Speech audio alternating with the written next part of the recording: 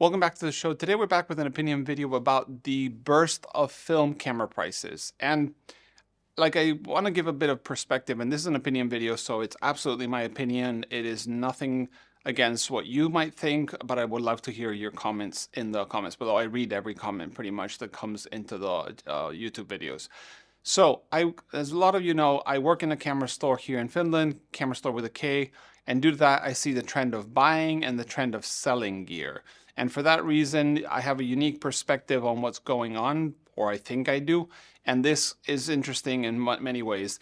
In the film market today, the film photography market, we have a couple things that are important to notice. First, no really readable, available source of new film cameras.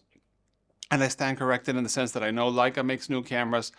I know Mint makes cameras, Polaroid makes cameras, Alfie makes cameras, and others, an H35 from Kodak and stuff like that. The reusable disposables that I like to call are there and so on. There are some cameras, but there's not really enough to flood the market and make all the old prices go down of the old cameras. And then we don't have new cameras in the sense of professional cameras, like a Mamiya RB that I have here. This is a new camera. Well, this is a film camera made for professional studio use that a lot of people are picking up nowadays to shoot all kinds of things, from fire hydrants to portraits to selfies to whatever. But there's no Hasselblads being made for film photography. There's no Mamiyas made for film photography. There's no Bronigas. There's nothing like this. There's the old legacy stuff and the new stuff, but it's a small amount. Then we have film, which obviously is still being made and there's pretty available. Prices obviously of the film have gone up. And then we have chemistry. And then we obviously have the users. We have new users coming into film photography. We have old users like myself who shot film, stopped, and then came back. And then with people that haven't stopped.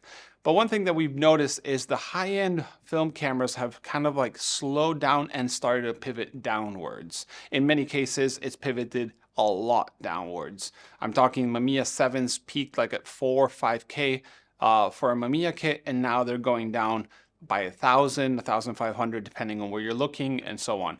This obviously has to do a lot with people's economy. If the people are unemployed or people have to shoot film and it's too expensive, maybe they're pivoting from medium format to 35.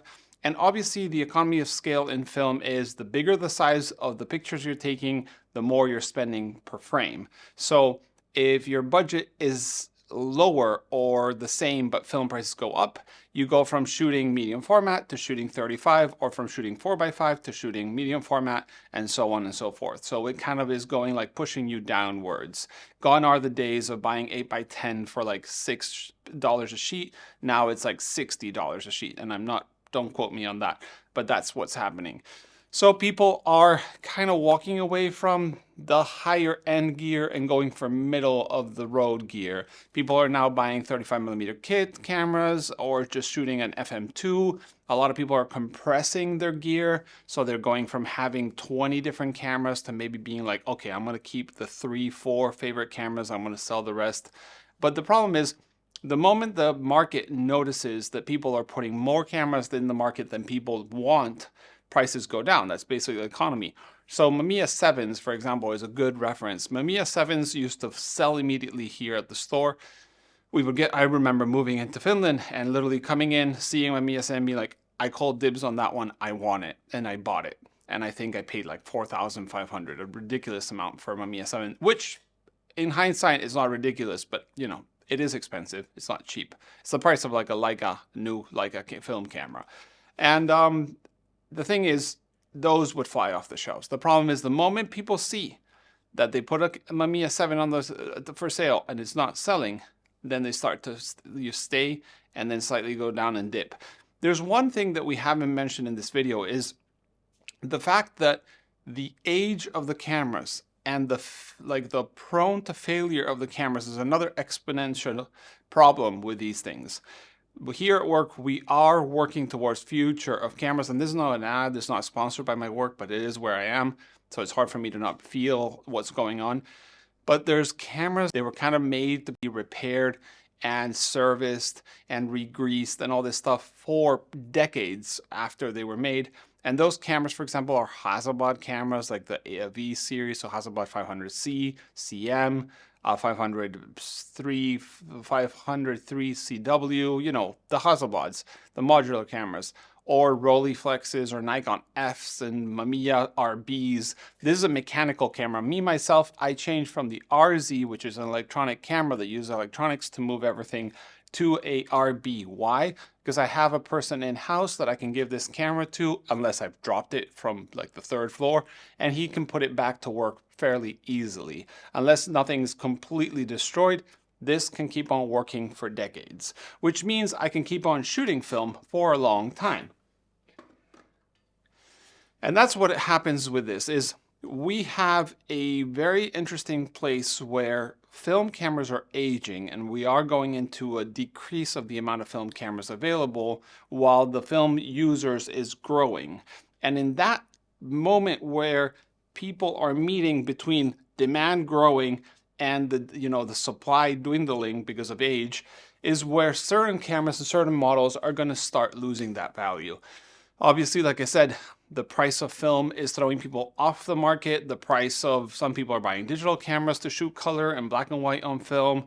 Like I said, everybody has a different reason to either shoot less film or think more about what they shoot. But in many cases, the budget they might have is the same. And me, myself, I've been shooting a little bit less film, and I've been sometimes not even shooting at all. I've been enjoying my family more. That's why I've been making less videos here on YouTube.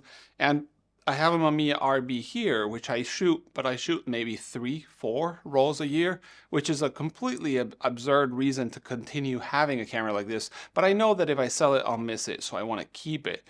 But I would love to hear if you've noticed a huge decrease. Is it harder to sell cameras? I also think that there's, that hype that we create. It's basically like a bubble for film camera prices due to like the Leica M6. That's a camera that's been hyped for years and people want to buy it all the time, and it flies off the shelf. And now with the new one, it's starting to come where the secondhand one can't really go much higher because there's a new one. Same thing would happen with the Mamiya 7 or the Mamiya RB. If they suddenly made a new one, I don't think it's coming, the prices would have to settle, because suddenly you're like, hey, do I buy a 20-year-old one or I can buy a new one? But one thing that we haven't noticed is making a film camera like the Mamiya RB or the Hasselblad 500 CM nowadays would cost 15,000 to 20,000 euros. So we still are at a fraction of the cost of what the cameras used to be. But I would highly recommend that you buy these cameras from places you can trust, from research, like places that you can return it if it's faulty, test it if there's something wrong when you want to use it, and have a warranty or anything like that, because it's coming increasingly problematic to buy a film camera, shoot your first roll, and have a very expensive mistake which will throw you off. And that's the thing for me, is that I want everybody that picks up a film camera and uses it probably has a good result, so that has a good experience. So if that's happening, you got to be a bit more careful. So yeah, I think the bubble of film cameras has burst. I think many cameras are going to continue to go up. And what's happening is, it used to be very inconsistent. There would be brands that were very low, brands that were very high, and now we're seeing like everything has gone up and some brands have gone down. So now we're kind of having a bit more of a leveled play field. So like a Plowbell Machina hasn't really doubled in price in a few years, but then the Mamiya 7 has kind of gone double or quadruple and then down a little bit more. And that's where we're balancing it out. But I would love to hear what you think about the prices of film cameras. Is it something that you're noticing, that you are trying to sell, like I said, trying to sell something and you can't sell it? What's the market feeling like? And again, I think it does trend with the economy. People have having a lot of inflation problems with food, rent, gas, heating, all these things, and that obviously affects film photography. Nobody lives off film photography 100%. There's always, it's like either a hobby, or if you're a professional photographer, then you might not be so worried about it. But if it's a hobby, it becomes like your budget for film might be smaller, or like I said, it might be the same, but as film costs are going up, then you can't shoot as much. And that's another interesting one, is how will the market of film photography do if film sales freeze or actually drop?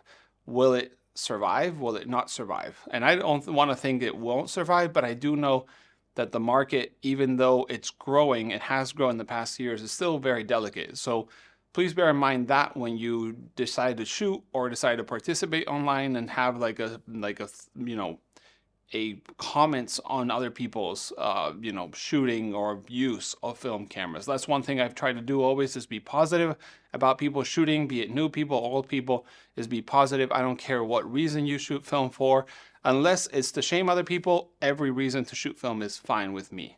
Okay, but yeah, that's been my opinion video. I would love to hear your opinion about the film prices and the film bubble, and see if it has or not has popped.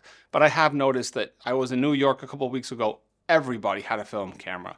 I went to labs and they couldn't give up with like demand and the amount of people sending film to them. So I think that one thing is the online conversation and another thing is the reality. I hope that it doesn't become a problem where film future is at risk. Thanks for watching. See you in the next one. Bye.